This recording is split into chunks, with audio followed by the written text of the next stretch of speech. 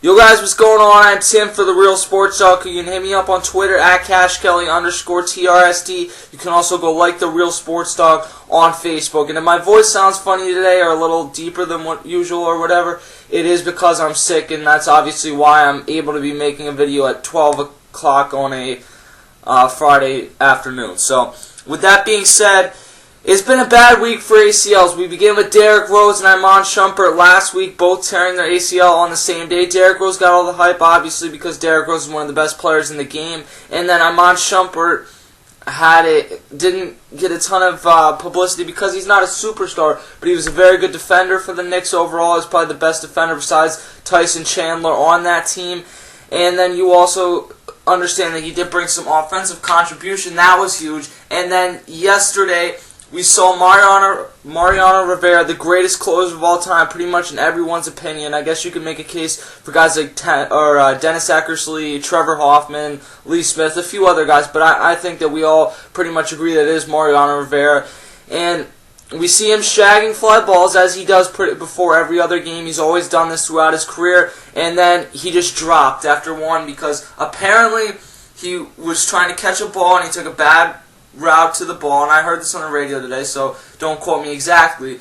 But what happened was that he took a bad route to the ball, and then he just kind of stumbled. He turned the knee the wrong way. Originally, they said it was a strained knee, but Dan Plesac of the MLB Network, former MLB relief pitcher, was talking about this on the MLB Network yesterday and on Twitter, and he said that from what he saw, it looked really bad. Mariano Rivera, at that time, no one really knew what it was. They said that it was probably going to be till this morning that we knew, and I said on Twitter last night that I really didn't hope that this was the way that one of the best closers of all time's career ended, and I don't know if it will be how it ends. We'll get to that in a second.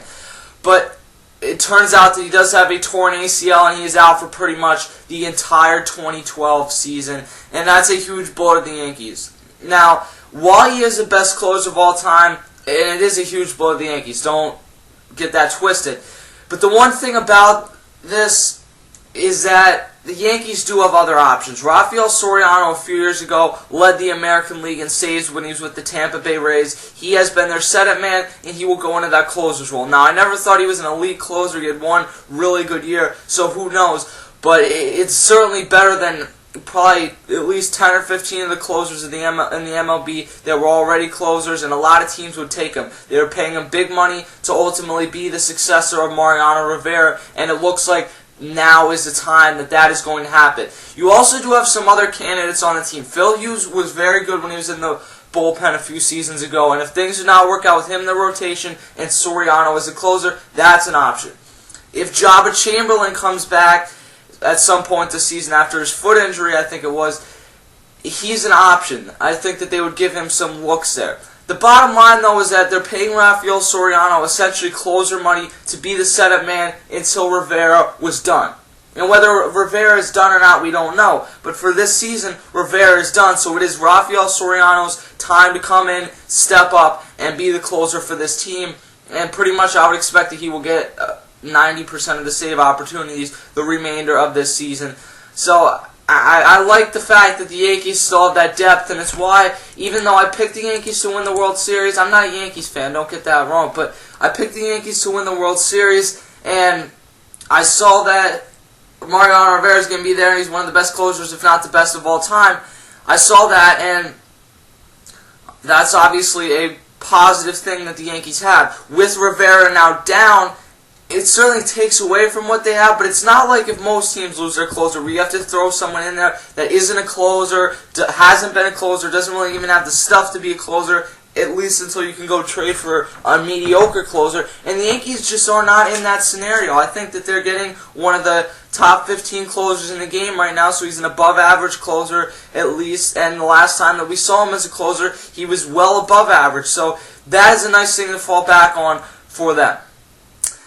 Now, as we look over to the Mariano Rivera career aspects, Buster Olney said it this morning. He said that Mariano Rivera, and I'll read this straight off the homepage. Mariano Rivera's legacy is carved in stone, but will he want to write the final chapter? Here's a guy that has the most saves in the history of the MLB. He has a career .077 ERA in the playoffs. He has 5 World Series rings. There's not really a ton left to accomplish for him. And I got the feeling prior to this season that Mariano Rivera felt that way and felt like this was going to be it. Now, obviously, he did not see this coming, or it wouldn't have been it for him, because who wants to end on a torn ACL? With that being said, he's 42 years old, and I think that if he sees that Rafael Soriano is ready to be the closer for the Yankees and things work out this season, the Yankees are still able to have success without him, he might say, look, I've had a great career, well, even better than great. He's a Hall of Famer, no question. He'll be on the first ballot and he'll get in. And he just doesn't have a ton left to accomplish. A lot of people do not want to go out this way. I understand that. But a lot of people also are not going to want to, at age 42, to play 1, maybe 2 more seasons. They're not going to want to go through the huge process that it takes to get back from an ACL injury, which is a very long process. And hopefully I never have to go through that, because as an athlete, there are no words that you would rather not hear than torn ACL. That is like a death sentence as an athlete. And Mariano Rivera, if this is it for his career, then he has been the best closer of all time. And, you know, he really does not have anything else to accomplish. He's not one of these guys that's still playing to win a World Series. He's not in that scenario. And he is a free agent at the end of this season.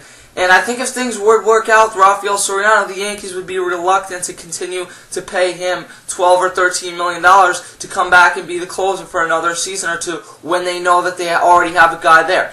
And while they would probably give in the end, is Mariano Rivera going to be willing to go through almost a fight for the team that he's helped win 5 World Series titles for and has been the best closer for? And I just don't think that it's really worth it for him to come back, and I think that he will be on more of that mindset. My guess is that Mariano Rivera will retire after this season. That's my guess. He will speak later on tonight. I doubt he's going to make any final decisions, because this is kind of a quick thing, and you're not going to rush to a judgment that quickly unless he's really had his mind made up the entire time that he is going to retire, which even if he did, this might change that. So don't expect anything huge at him tonight. You can hit me up on Twitter at CashKelly_TRST. Also like The Real Sports Talk on Facebook, and I'll see you guys later.